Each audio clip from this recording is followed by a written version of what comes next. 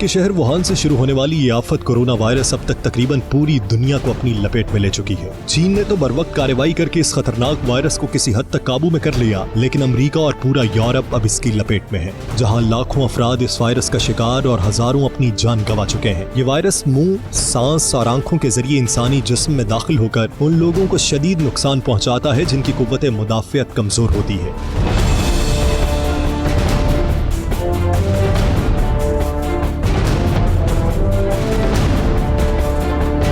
जैसा कि बच्चे, बूढ़े या वो लोग पहले से किसी बीमारी जैसे दिल, जिगर या शुगर जैसे आर्जे में मुब्तला हो। दुनिया भर में कोरोना वायरस से मरने वाले अफराद की ज्यादातर तादाद बूढ़ों या पहले से बीमार लोगों की है। मुहक्किकीन के मुताबिक नौजवानों या सेहतमंद अफराद में से 85% खुद ब खुद इस वायरस से सेहतयाब हो जाते हैं, लेकिन वो दूसरों के लिए ज्यादा खतरनाक है क्योंकि उनमें वायरस की कोई अलामत जाहिर नहीं होती और वो उसके फैलाव का सबब बनते हैं।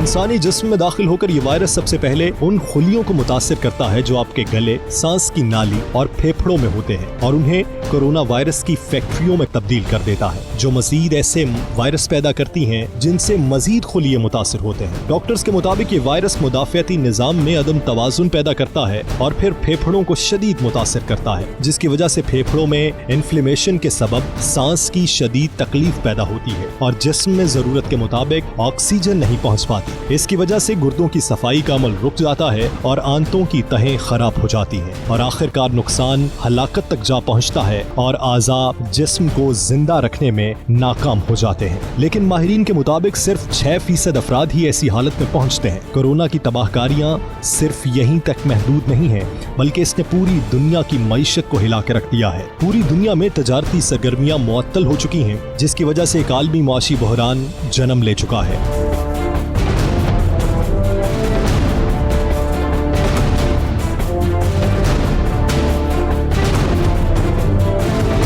भर की स्टॉक मार्केट्स में अरबों डॉलर डूब चुके हैं और इसके साथ साथ छोटे कारोबार तबाह हो चुके हैं। अमेरिकी न्यूज एजेंसी ब्लूमबर्ग की जानिब से कोरोना वायरस की आलमी मईशत पर असरात के हवाले से रिपोर्ट पेश की गई। रिपोर्ट के मुताबिक दुनिया में 1930 के बाद पहली बार मईशत को इतना बड़ा धचका लगा, लेकिन मईशत की ये तनज़्ज़ुली वक्ती होगी, मगर नुकसान पूरा करने में बहुत वक्त लगेगा। ब्लूमबर्ग की रिपोर्ट में कहा गया कि मॉनिटरी और इक्तसादी मुआवनत में कई गुना इजाफा हुआ, ताहम पिछली सूरत हाल तक वापसी कम अज कम 2022 तक ही मुमकिन होगी। रिपोर्ट के मुताबिक कोरोना वायरस की वजह से आइंदा 2 साल में आलमी मईशत को तकरीबन 5000 अरब डॉलर्स का नुकसान होगा।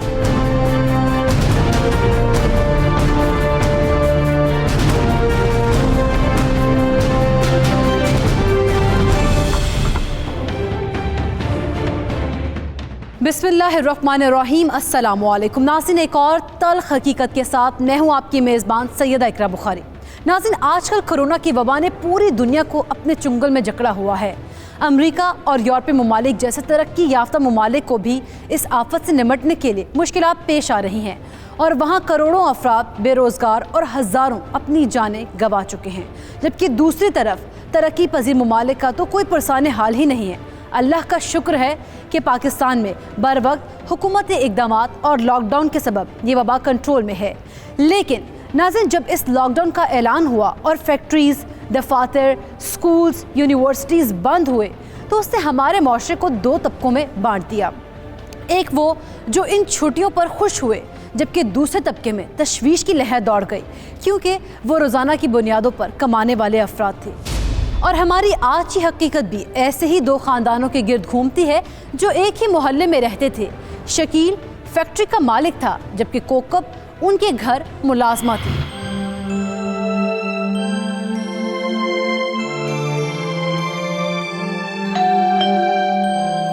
इस टाइम कौन आ गया है? जो भी हो, दरवाजा मत खोलना, अंदर से ही जवाब दे देना।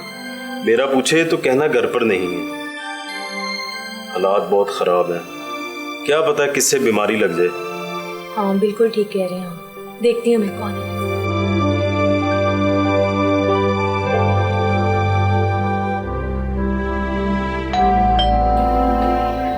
कौन?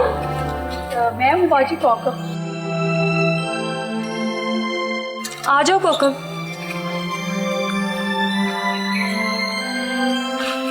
देखो कोकब, जब तक ये बीमारी ख़त्म नहीं हो जाती तुम हमारे घर मत आना। मैं तुम्हें खुद फ़ोन करके बुला लूँगी। और हाँ, बच्चों को तो बिल्कुल मत भेजना इधर। और एक बात, जितने दिन तुमने काम किया है मैं तुम्हें पैसे ला कर देती हूँ। जब लॉकडाउन खुलेगा फिर की फिर देखी जाएगी। तुम रुको, मैं आती हूँ। ठीक है बच्चे।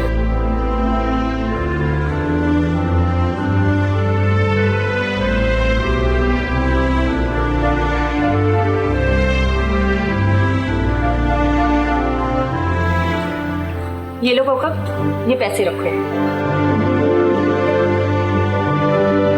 शुक्रिया बाजी। खुदा हाफिज़।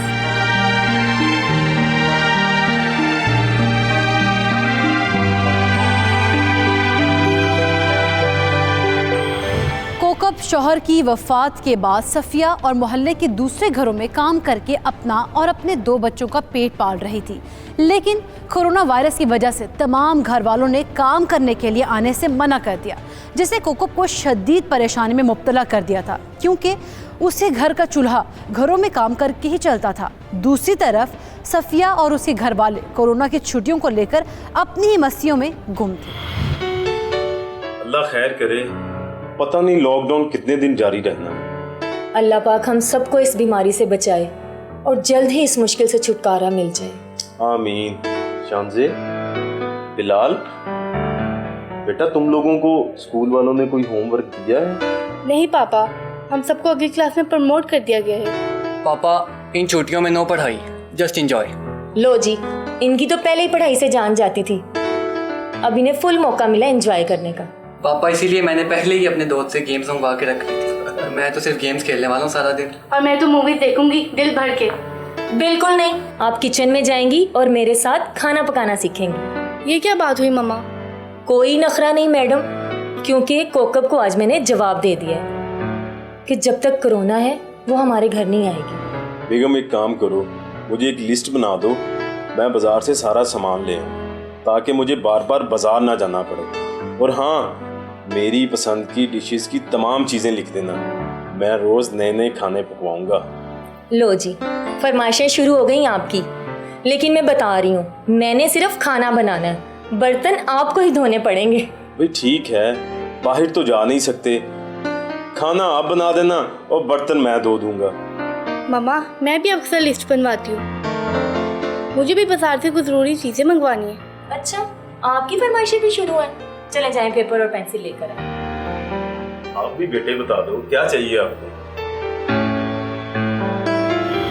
एक तरफ कोरोना की वजह से लॉकडाउन के बाद छुट्टियां एंजॉय करने और नित नए खाने पकाने के मशवरे हो रहे थे, जबकि दूसरी तरफ इस आफत ने कोकब को मुश्किल में डाल दिया था।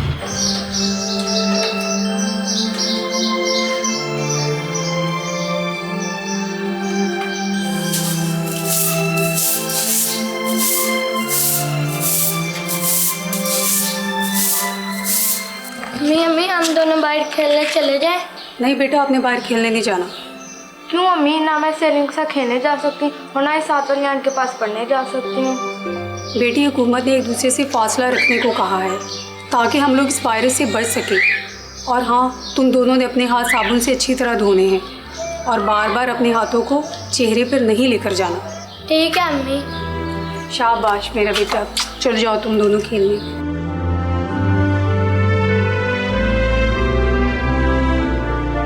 अब इस घर का गुजारा कितना मुश्किल हो जाएगा या अल्लाह। मौजूदा मुल्की हालात में कैसे अपने मुलाजमीन और इर्द गिर्द मौजूद गरीबों का ख्याल रखा जा सकता है, कैसे उनकी मदद की जा सकती है ताकि उन्हें दूसरों के सामने हाथ ना फैलाना पड़े, आइए जानते हैं समाजी रहनुमा से। अपने इर्द गिर्द के ख्याल रखने से जो तारीख़ का एक बड़ा वाक़या है, जब अबाबील हज़रत इब्राहीम की आग पे अपनी चोंच से पानी के साथ उसको बुझाने की कोशिश करती है, तो इर्द गिर्द के जो जानवर हैं वो उसका मजाक उड़ाते हैं और कहते हैं कि इस चोंच से क्या फ़र्क पड़ेगा। तो अबाबील कहती है कि जब मैं खुदा के हुजूर पेश होंगी तो मैं खुदा को बता सकूंगी कि या अल्लाह, मैं आग लगाने वालों में से नहीं थी, आग देखने वालों में से नहीं थी, आग बुझाने वालों में से थी। अगर आपका किरदार ज़िंदगी में आग बुझाने वाला है तो आपके इर्द गिर्द के लोगों की ज़िंदगी में फ़ायदा भी हो सकता है, और ज़िंदगी में आप जो खुद चाहते हैं वो लोगों को बांटना शुरू कर दें। अगर आप ज़िंदगी में इज़्ज़त चाहते हैं, लोगों को इज़्ज़त दें। अगर आप ज़िंदगी में दौलत चाहते हैं, अपनी दौलत को शेयर करना शुरू कर दें। और ज़िंदगी में आप अगर इल्म चाहते हैं तो आप इल्म शेयर करना शुरू कर दें।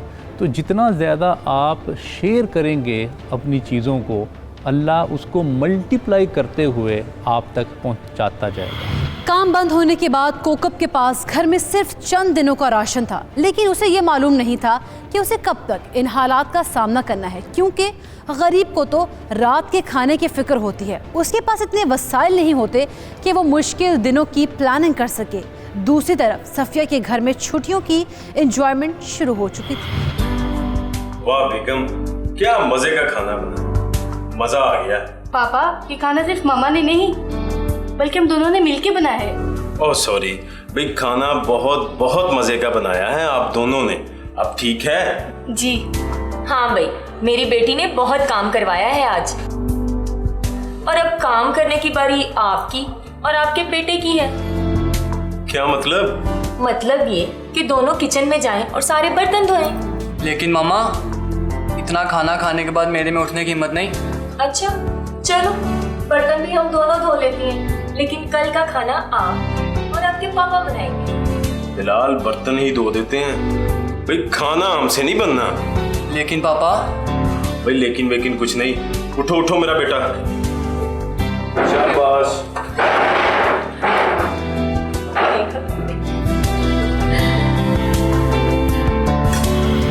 कोरोना लॉकडाउन के बाद एक घर में हो रहा था खूब एंजॉय, उसी गली के दूसरे घर में थे बेरोजगारी और गुर्बत के साए। क्या कोकब अपने बच्चों को भूख और अफलास से बचा पाएगी? हकीकत से पर्दा उठाएंगे आफ्टर अ शॉर्ट ब्रेक।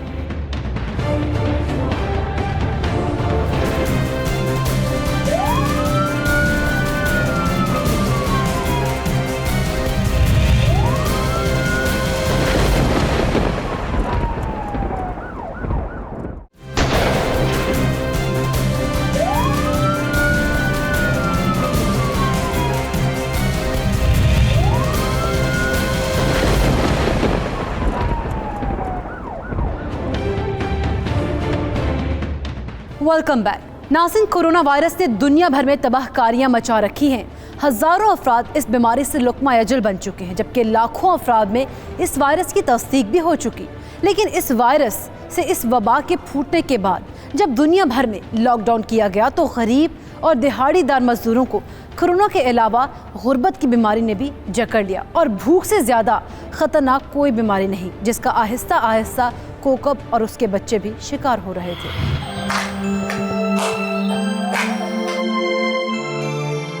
ओहो, क्या कर रही है आयशा? बेटा क्या कर रही है, नीचे नहीं फेंकना।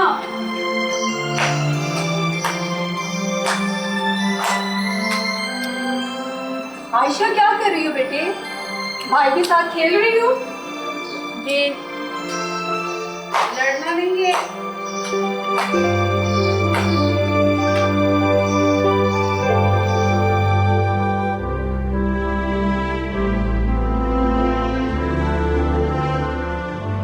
अम्मी सालन का है? बेटा सालन नहीं है, सिर्फ रोटी है, यही खा लो। अम्मी सिर्फ रोटी कैसे खाएंगे? बेटा घर में रोटी के अलावा पकाने को कुछ भी नहीं था, यही खा लो। हमें खाली रोटी खाई नहीं जा रही जी, अम्मी बहुत मुश्किल से निकली जा रही। देखो बेटा, मेरे पास जो भी पैसे थे वो सबके सब खत्म हो चुके हैं, और अब कोई काम भी नहीं है कि मैं तुम लोगों को खाना खिला सकूं, लिहाजा ये रोटी। अम्मी तो बाकी सब लोगों के पास भी खाना खत्म हो गया। हाँ बेटा, शायद सबके पास खत्म हो चुके हैं, लेकिन तुम एक काम करो, रोटी के हर नवाले के साथ पानी का एक बूंद ले लो ताकि तुम्हें रोटी निकलने में आसानी हो।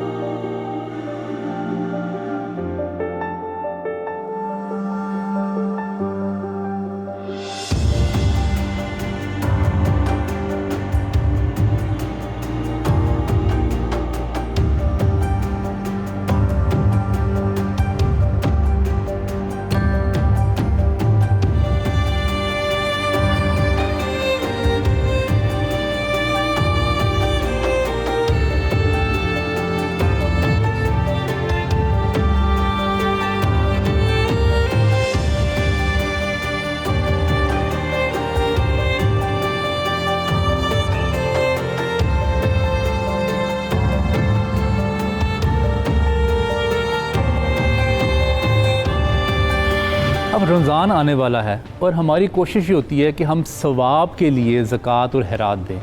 मेरे ख़्याल से इस वक्त मुल्क जिस सिचुएशन से गुज़र रही है, आप कंसिडर कर लें कि रमज़ान शुरू हो गया है और जितने भी सदक़ात ज़कात और खैरात है वो आप अभी से देने शुरू कर दें। और जितना ज़्यादा आप इस वक्त देंगे, क्योंकि इस वक्त ज़रूरत बहुत ज़्यादा है, क्योंकि आप क्राइम को कंट्रोल करेंगे। अगर लोगों के घरों में खाना नहीं होगा तो आप तक भी वो पहुंच सकते हैं। एक टाइम ऐसा भी आ सकता है खुदा ना खास्ता कि रास्ते में चलना मुश्किल हो जाए। और सबसे ज़्यादा मेरे ख़्याल से जो नेकी इस वक्त ये है कि जो लोगों की जो तन्हाएँ हैं, अगर वही आप लोगों तक पहुंचाना शुरू कर दें तो ये मेरे ख़्याल से एक बहुत बड़ी नेकी होगी, क्योंकि आपकी तन्हाएँ उन तक पहुंचेंगी, वो आगे से डिस्ट्रीब्यूट करेंगे, वो आगे से एक्सपेंस करेंगे, तो किसी ना किसी तरीके ये जो इकनॉमिक साइकिल है ये चलता रहेगा। नाज़रीन, हमारे दीन ने हमें हर हाल में सब्र और शुक्र करना सिखाया है। हर इंसान को अपनी ज़िंदगी में कई तरह के दुख और मसाइब का सामना करना पड़ता है। इसमें अमीर और गरीब की कोई तफरीक नहीं है। अलबत्ता माली एतबार से मजबूत होने की वजह से अमीर तबके के लोग चंद ऐसे दुखों से ज़रूर महफूज रहते हैं जो हर गरीब इंसान की ज़िंदगी को अजीरन किए रखते हैं। लेकिन दुख और मसाइब तो अमीरों के नसीब में भी होते हैं। इंसान को इन तमाम मसाइल से निपटने के लिए हौसले और हिम्मत की ज़रूरत होती है। साथ सब्र करने की भी ताकत रखनी चाहिए। खुसूसन मुसलमानों को दुनियावी तकालीफ में सब्र करने का हुक्म दिया गया है। कुरान में इरशाद बारी ताला है, यानी माबूद बरहक ने बड़े वाज़े अंदाज में फरमा दिया कि नमाज, रोज़े रखने और दीगर नेकियों की अहमियत अपनी जगह, मगर तुम्हारा रब साबिरों के साथ है। आप अलैहिस्सलातु वस्सलाम ने अपनी आखिरी खुतबे के अंदर फरमाया कि मैं आपको दो कमज़ोरियों से डराता हूँ, दो कमज़ोरियों के बारे में बता रहा हूँ कि उनसे आप डरते रहें सारी ज़िंदगी। और फरमाया उनमें से एक कमज़ोरी थी कि आप अपने ग़ुलाम, यानी जो आपके मातहत लोग काम करते हैं, नौकर हैं आपके, जिनसे आप अपनी ज़िंदगी के काम लेते हो, उनसे डरते रहें, यानी उनके हुकूक की अदायगी में कोई एक दगीगा फ़रोगदाश्त न जाने दें। इसलिए मैं ये गुजारिश करूँगा कि आज के इस दौर के अंदर, मुश्किल वक्त के अंदर, उन मुलाज़मीन का खुसूसी ख्याल रखा जाए। मैंने बहुत सारे आपके पहले प्रोग्राम्स में भी यह बात बताई थी कि बेहतरीन तरीका भी यही है कि हम मुस्तहिक को तलाश करें उस सूरत में जब वो मुस्तहिक हमारे पास ख़ुद मौजूद है। हम अपने घर से खाने पकाने की चीज़ें उठाकर गली मोहल्ले में जाकर चौक चौराहों में तकसीम करने के बजाय बेहतर ये है कि हम अपने घर के मुलाज़मीन, अपने रिश्तेदार, दोस्त अहबाब में जो मुस्तहिक लोग हैं उनका ख्याल रखें और उनकी ज़रूरतों को पूरा करें। नाज़रीन, दुनिया बड़ी अजीब जगह है। यहाँ हर घर में मुख्तलिफ़ किस्म के मसाइल होते हैं। जैसा लॉकडाउन के बाद कोकब के घर में खाना ख़त्म होने का मसला दरपेश आ चुका था, लेकिन दूसरी तरफ सफ़िया के घर में खाने पीने की अशिया की फरावानी थी, लेकिन वहाँ किसी और किस्म के मसले जन्म ले रहे थे। बेगम, मैं तो घर बैठ बैठ कर थक गया। पापा, ये कोरोना वायरस से कब हमारी जान छूटेगी? क्यों, क्या हुआ?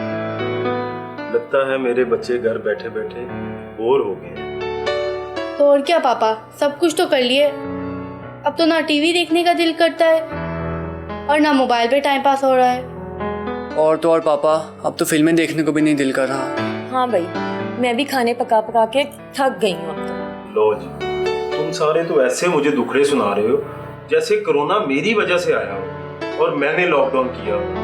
तो फिर पापा आप ही बताएं, क्या किया जाए?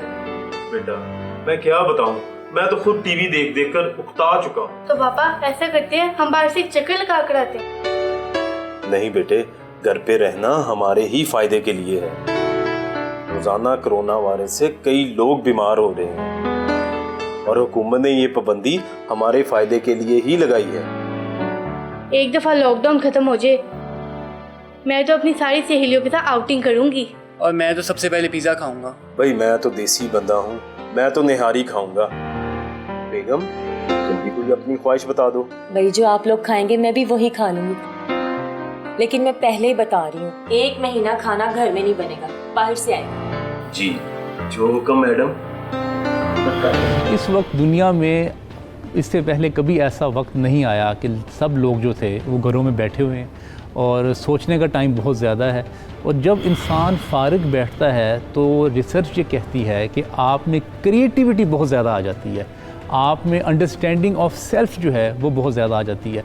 हमारे लिए हम ज़िंदगी में अपने बारे में ना बहुत कम सोचते हैं, क्योंकि हम एक्टिविटीज़ में मसरूफ़ रहते हैं, अपने आप को इंगेज रखते हैं मुख्तलिफ़ कामों में। जब इंसान बहुत ज़्यादा काम कर रहा होता है, एक्टिविटीज़ कर रहा होता है, तो वो अपने बारे में नहीं सोच सकता। ये बेहतरीन मौका है कुदरत को डिस्कवर करने का, अपनी ज़ात को डिस्कवर करने का, और ये सोचने का कि हमारी ज़िंदगी का मकसद क्या है। कोरोना के सबब घर पर लोग कितने बोर हो चुके हैं, इसका अंदाज़ा सोशल मीडिया पर उनकी पोस्ट से लगाया जा सकता है। और लॉकडाउन के बाद उनके क्या प्लान्स हैं वो भी शेयर हो रहे हैं।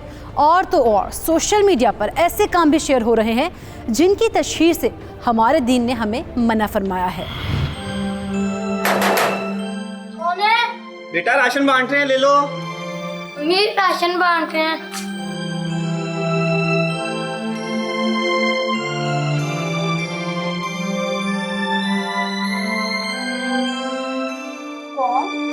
बाजी राशन बांट रहे हैं, ले ले। या अल्लाह तेरा शुक्र तूने सबब बना दिया।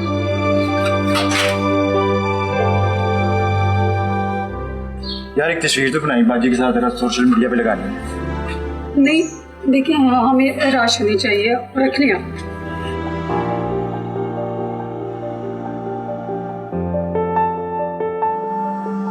मम्मी आपने इनसे ये क्यों कहा कि हमारे पास सब कुछ है, हालांकि हमारे पास आटा भी खत्म हो चुका है।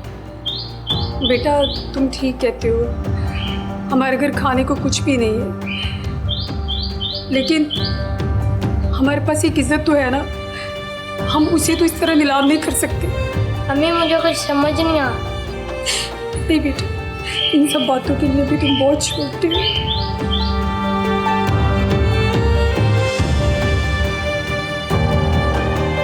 हुज़ूर अलैहिस्सलाम का ये इरशाद है जिसमें तालीमात रब्बानी हैं कि क़यामत के दिन अल्लाह रब्बुल इज़्ज़त 3 लोगों को सबसे पहले जहन्नुम में डाल देगा, और उन 3 में से एक आदमी वो है, फरमाया कि जो गनी है दुनिया के अंदर, वो अल्लाह रब्बुल इज़्ज़त की राह में माल तकसीम करता है, सदका खैरात बहुत ज़्यादा करता है।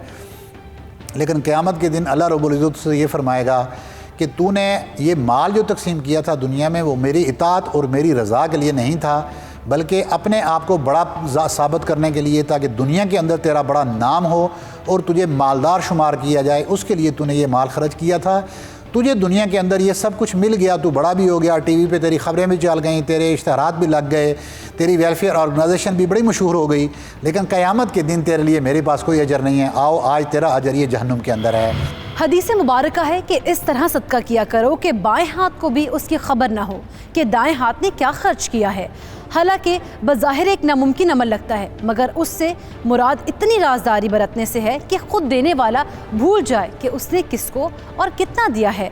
लेकिन अफसोस की बात है कि आजकल ऐसी तस्वीर मंजर आम पर आती हैं जिसमें लेने वाला एक हाथ होता है, लेकिन उसके साथ देने वाला कई हाथ होते हैं, जो उस गरीब की मदद नहीं बल्कि उसकी गुर्बत का मजाक बना रहे होते हैं।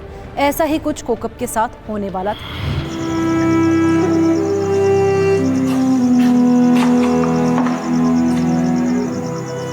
अम्मी, अम्मी। हाँ बोलो, क्या बात है बेटे? भूख लगी है। भूख लगी है? मगर घर में तो कुछ भी नहीं है बेटा खाने को। अम्मी मुझे नहीं पता मुझे खाना खाना, मुझे भूख लगी है। अब क्या होगा? क्या हम कभी खाना नहीं खाएंगे? पता नहीं मेरे बच्चों। अम्मी मुझे नहीं पता, मुझे खाना खाना है, मुझे बहुत भूख लगी है। बेटी मैं तुम्हें कहाँ से खाना ला कर दूँ? हमजा चुप कर दो। देखो तुम्हारी वजह से अम्मी रो रही हैं। सॉरी अम्मी, आप मात्र मैं खाना नहीं मांगता आपसे। नहीं मेरी जान, मैं तुम्हारी वजह से नहीं रो रही, बच्चों में अपनी बेबसी पे रो रही हूँ। ना जाने ये तेरी रात कब खत्म होगी।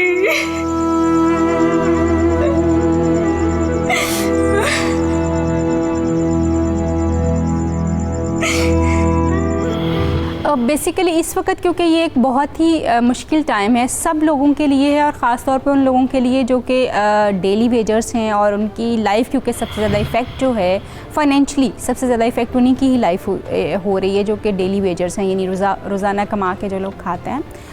और उनके बच्चे अगर सोशल रवैया हमारा इस तरह का नहीं है कि हम शेयर कर रहे हैं, हम उन लोगों को ज़िम्मेदारी ले रहे हैं, क्योंकि ये टाइम तो ऐसा ही है कि हमें ज़िम्मेदारी लेनी है उन लोगों की जो लोग अपने आप को ख़ुद इस वक्त नहीं मैनेज कर पा रहे, जिनको हमारी फ़ाइनेंशियल ज़रूरत है, हमें उनकी ज़िम्मेदारी लेनी है। मगर अगर किसी गली मोहल्ले में, किसी शहर में ये रिस्पॉन्सिबिलिटीज़ वो मोखीर जो हजरात हैं वो नहीं ले रहे, या गली वाले लोग नहीं ले रहे कि लोगों को खाना उनके घरों तक पहुँचा दें एटलीस्ट, और कुछ नहीं हो सकता तो ऑफ़ कोर्स आने वाले दिनों में वो बच्चे जो इन हालात को देख रहे हैं वो बिल्कुल एक अलग सी पर्सनैलिटी, और मे बी वो सोशियोपैथ के तौर के ऊपर जो है वो सामने आए, जिनके लिए जिनके दिलों में लोगों के लिए रहम नहीं होगा, लोगों के लिए पॉजिटिविटी नहीं होगी, और वो बहुत सारे काम जो हैं वो सोशियोपैथ के तौर पे भी सामने आ सकते हैं और एंटी सोशल पर्सनैलिटीज़ के तौर पे भी सामने आएंगे कि एक मुश्किल वक्त में लोगों ने उनको सपोर्ट नहीं किया तो वो लोगों को क्यों सपोर्ट करें।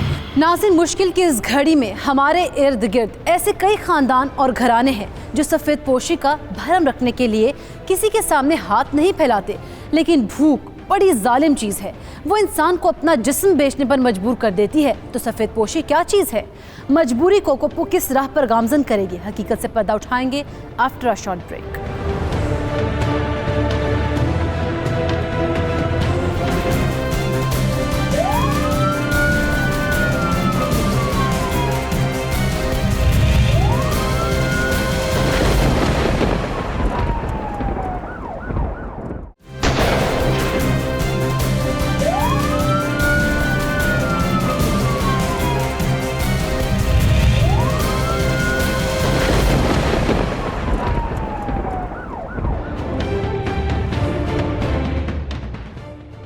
Welcome back. नाज़रीन, कोरोना के फैलाव को रोकने के पेश नज़र लॉकडाउन के बाद घरों में काम करके अपना और अपने 2 बच्चों का पेट पालने वाली कोकब के घर में फाके शुरू हो चुके थे, लेकिन उसी मोहल्ले में रहने वाले बाकी घर के लोगों को उनका ख्याल बिल्कुल भी नहीं था कि वो किस हाल में हैं। उन्हें बस परवाह थी तो वो ये कि लॉकडाउन ख़त्म हो और वो अपनी ख्वाहिशात पूरी कर सके।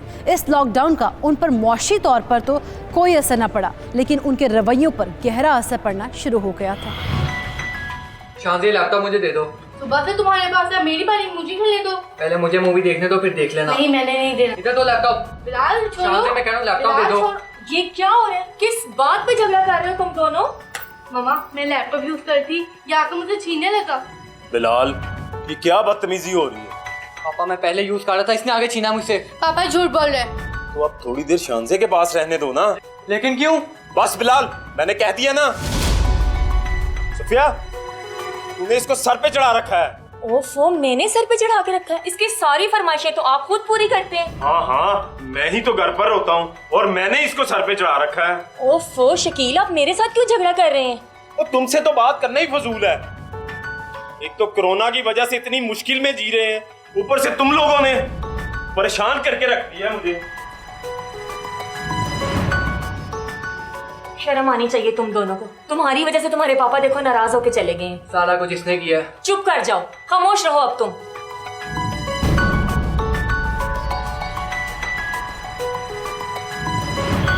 नाज़रीन, हुकूमत ने हमें कोरोना के फैलाव को रोकने के लिए एक दूसरे से फासला इख्तियार करने का कहा, लेकिन इन दिनों घरों में दहशत की इस फजा में हमें एक दूसरे से सिर्फ जिस्मानी दूरी रखनी है, समाजी दूरी नहीं रखनी। हमें एक दूसरे की हिम्मत बंधानी है, एक दूसरे से बेजार नहीं होना।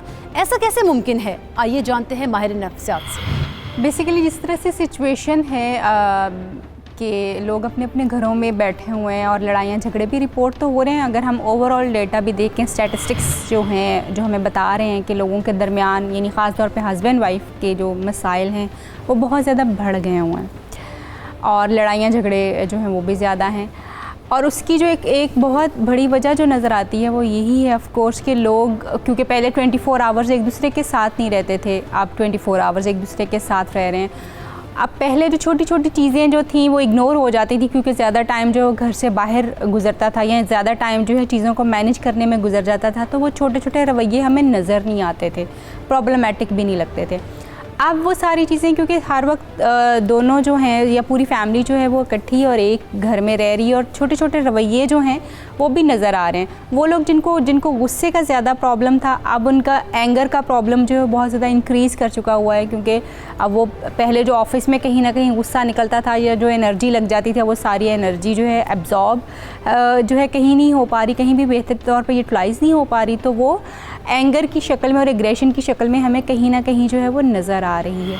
सफ़िया और उसके घर वालों के रवैयों में तब्दीली आ चुकी थी और दूसरी तरफ कोकब के घर के हालात भी मुख्तलिफ नहीं थे। भूख और गुर्बत ने कोकब को अपने बच्चों पर हाथ उठाने पर भी मजबूर कर दिया था।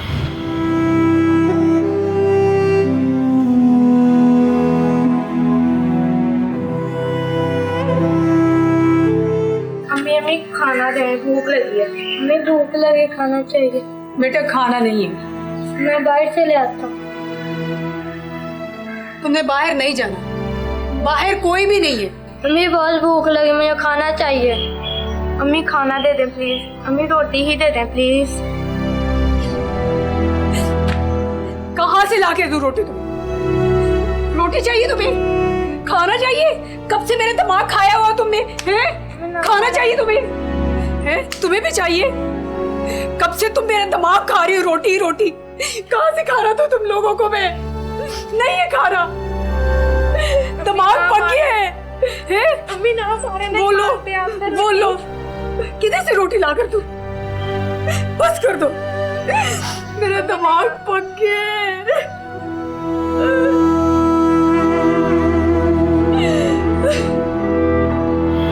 हुज़ूर अलैहिस्सलाम बयान फरमाते हैं कि हज़रत जिब्रील मेरे पास आए और पड़ोसियों के हुकूक बयान करने लगे।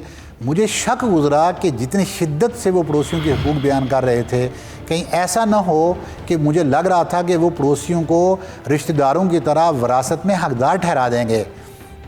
नाज़रीन, इतनी सख्ती से पड़ोसियों के हुकूक बयान किए गए हैं और ये बुखारी और मुस्लिम की सही रिवायत है जिसमें ये फरमाया गया।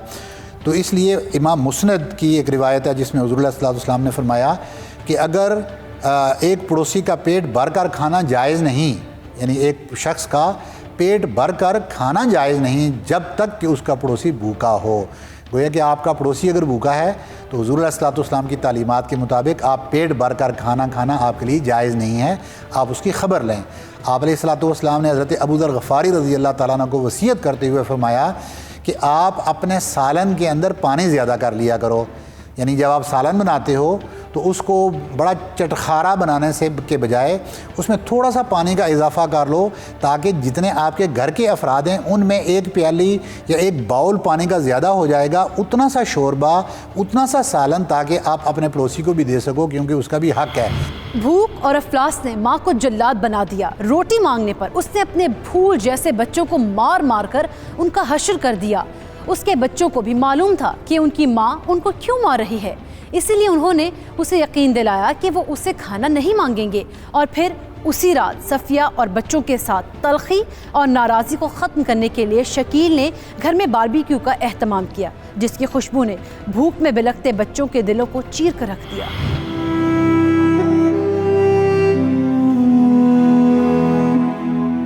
बाजी, बाहर से कितनी अच्छी खुशबू आ रही है ना।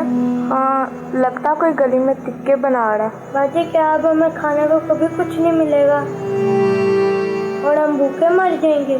नहीं हमजा, देखना सुबह हमारा पेट भरेगा। लेकिन बाजी कैसे? बस ज़्यादा ऊंची ना बोलो, अगर अम्मी ने सुन लिया तो उन्हें फिर गुस्सा आ जाएगा। अच्छा बाजी, भूख और खाने की खुशबू की वजह से नींद भी नहीं आ रही। चुप करके आंखें बंद करो, नींद आ जाएगी।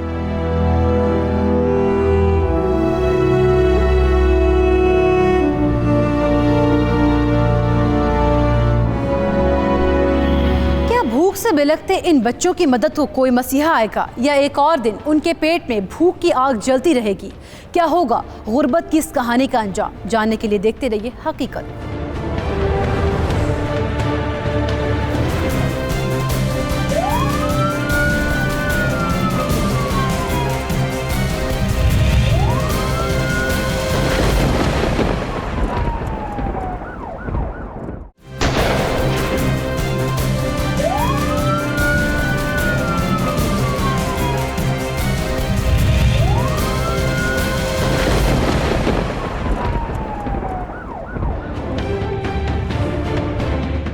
वेलकम बैक नाज़रीन। इस वक्त हमारे मुल्क और पूरी दुनिया को कोरोना वायरस के साथ मुआशी चैलेंजेस का भी सामना है, जिसका बराह रास्त सबसे ज़्यादा असर गरीब और दिहाड़ीदार तबके पर पड़ा है।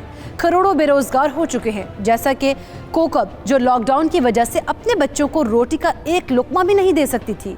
उसने कभी किसी के सामने हाथ नहीं फैलाया, लेकिन अपने बच्चों की खातिर उसने ये कदम भी उठाने का फैसला किया और सफ़िया के दरवाजे पर दस्तक दी।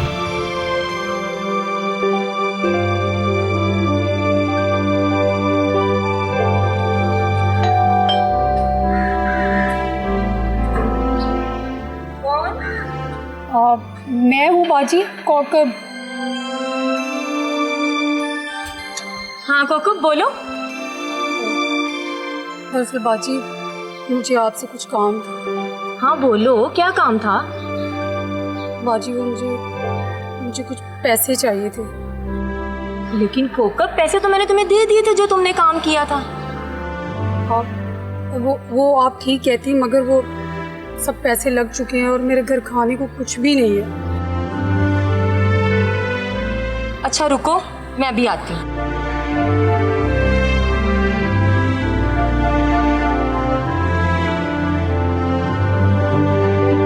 तौबा तौबा, पता नहीं क्या हो गया लोगों को, मनना ही भूला हुआ है। क्या हुआ? क्या देख रहे हैं आप? छोड़ो इसे। बाहर कौन था? बाहर कोकब आई है, पैसे मांग रही है। गली के इतने घरों में काम करती है, फिर भी पैसे मांगने आ गई है। इन लोगों का कभी भी पेड़ नहीं भरता। वो तो ठीक है, लेकिन अब मुझे बताएं मैं क्या करूं? अभी मैं फेसबुक पर देख रहा था, कराची में लोगों ने राशन लेकर स्टोर वालों को बेच रहे थे। पता नहीं कितने लोगों का हक मारा होगा ये। और ये भी सबसे पैसे लेकर आई होगी। हालांकि जितने दिन इसने काम किया है पैसे दे दिए थे मैंने इसे, फिर भी पैसे मांगने आ गई है। अब बताएं ना क्या करूं मैं? मना कर दे इसको? नहीं नहीं, मना ना करो। 100 रुपए देकर जान छुड़वा लो।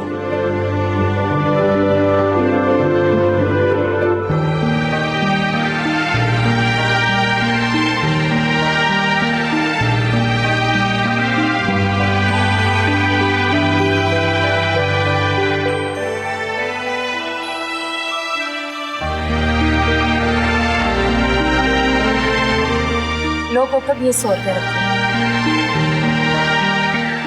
100 रुपया बाजी? इससे क्या आएगा? अभी यही है फिलहाल मेरे पास।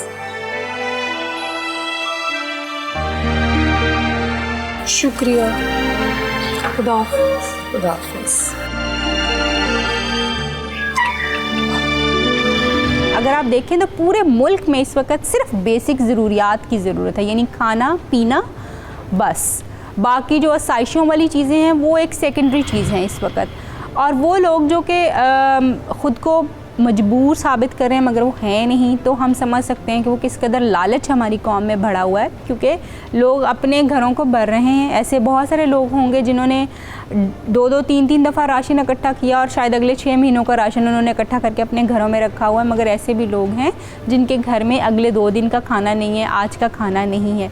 सो ख़ास तौर पे उन लोगों के लिए ये जमा करने का टाइम नहीं है। ज़िंदगी की हकीकत यही है कि हमें बेसिकली खाना पीना और छत की ज़रूरत है, और यही वो टाइम है जब हम दीनी तौर पे, दुनियावी तौर पे अपने आप को एक बेहतर इंसान के तौर पे पेश कर सकते हैं। आपकी ज़रूरत से ज़्यादा जो है, क्योंकि वो जो 6 महीने का आपने राशन रखा है ना, वो 6 महीने तक उसमें कीड़ा लग जाएगा यकीनी तौर पे। आटा नहीं चलेगा, दालें नहीं चलेंगी, उनको कीड़ा लग जाएगा। सो बहुत बेहतर ये है कि आप उसको शेयर कर लें। कोकब को मालूम था कि 100 रुपए में सिर्फ 2 किलो आटा ही मिलना है और 2 किलो आटे में 1 या 2 दिन मुश्किल से गुजारा होना है। इसीलिए उसने आटा लेने परचून की दुकान के बजाय कबाड़ी का रुख किया, जहां से उसने 100 में कई किलो सूखी रोटियां खरीद ली ताकि वो ज़्यादा दिन बच्चों को खिला सके।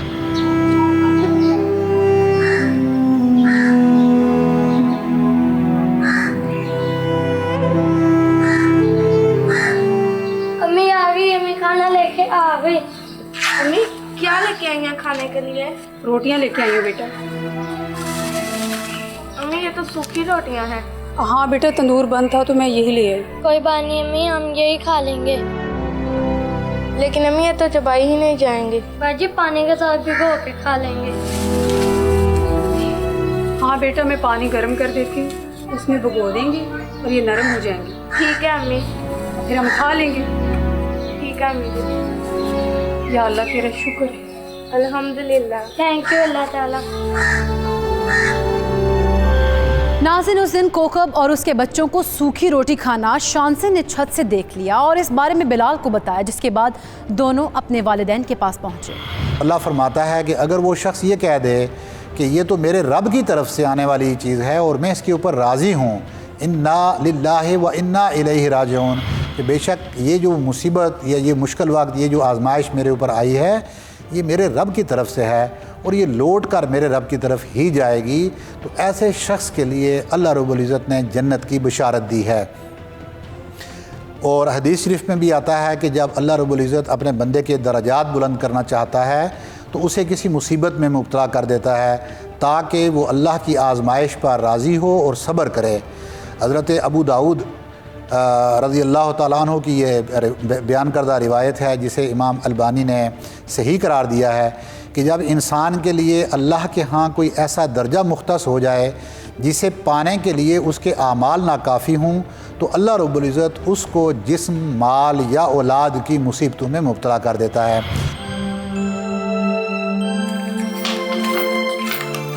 मम्मा पापा, हमें एक आपसे ज़रूरी बात करनी है। अब किस बात पर दोनों की लड़ाई हुई है? नहीं पापा, इसलिए नहीं आए। फिर किस लिए आए हो बेटा? हम किसी की मदद करना चाहते हैं। जी मम्मा, उन्हें हमारी मदद की बहुत ज़रूरत है। मैं कुछ समझा नहीं, किसकी मदद करनी है? पापा, कोरोना की वजह से हालात ठीक नहीं है, हमें लोगों की मदद करनी चाहिए। तो बेटा मैंने डोनेशन दी तो है। अच्छा किया आपने, लेकिन जिन्हें हमारी मदद की सबसे ज़्यादा ज़रूरत थी उनका तो हमने ख्याल नहीं किया। शांजे, बेटा किसकी बात कर रही हो आप? मैं बताता हूँ। मम्मा, शांजे ने छत से देखा कि कोकब आंटी और उनके बच्चे सूखी रोटी खा रहे थे। क्या? सूखी रोटी? जी मम्मा। या अल्लाह, मुझे माफ कर दे, वो हमारे पास मदद के लिए आई भी थी। शकील, वो कितनी मजबूर होकर, कितनी आस लगा के हमारे पास आई होगी। हमें इसी वक्त उसके पास जाना होगा। नहीं पापा, अभी नहीं। इस्लामिक की क्लास में टीचर ने बताया था कि दूसरों की मदद ऐसे करो, जिस हाथ से मदद करो दूसरे हाथ को पता भी ना चले। हाँ पापा, आप हमें राशन ला दें, हम उनके घर के बाहर रख देंगे और नॉक करके आ जाएंगे। ठीक है मेरे बच्चों, मैं अभी जाता हूँ।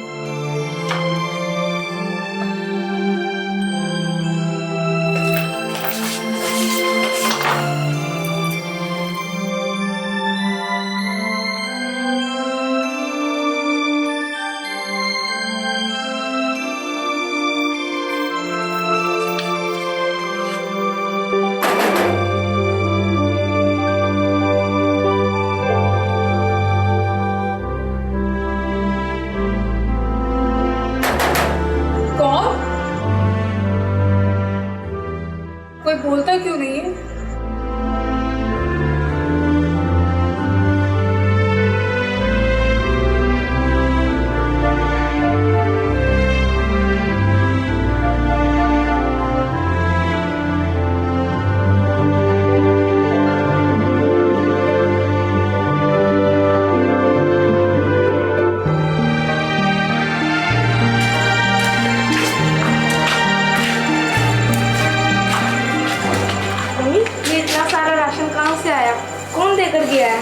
फरिश्ता। बेटा अल्लाह ताला ने किसी को हमारे लिए फरिश्ता बनाकर भेजा है और देखो हमें कितना सारा राशन मिल गया। या अल्लाह तेरा लाख लाख शुक्र। चलो मैं अपने बच्चों को खाना बनाती। हम भी किसी के लिए ऐसे ही फरिश्ता बन सकते हैं, लेकिन हमें किसी की मदद करने के लिए देर नहीं करनी चाहिए। मुश्किल की इस घड़ी में हमें अपने इर्द गिर्द गली मोहल्लों में नज़र दौड़ाने की ज़रूरत है कि हमारे आसपास में कौन लोग थे जो रोज़ाना की बुनियाद पर कमाते थे और इस लॉकडाउन में किन की रोज़ी बंद हो चुकी है, जैसे कि आपकी कटिंग करने वाला, आपका माली, मजदूर, दर्जी और आपके घरों, दफातर और फैक्ट्रीज़ में काम करने वाले मुलाजमीन। ये वो लोग हैं जिन्हें हमारी मदद की सबसे ज़्यादा ज़रूरत है। इसीलिए आगे बढ़िए और इनका सहारा बनिए ताकि किसी को भी भूखा ना सोना पड़े। अल्लाह हम सबको कोरोना की आफत से महफूज रखे। मुझे और टीम हकीकत को दीजिए इजाज़त। अल्लाह ने के बाद।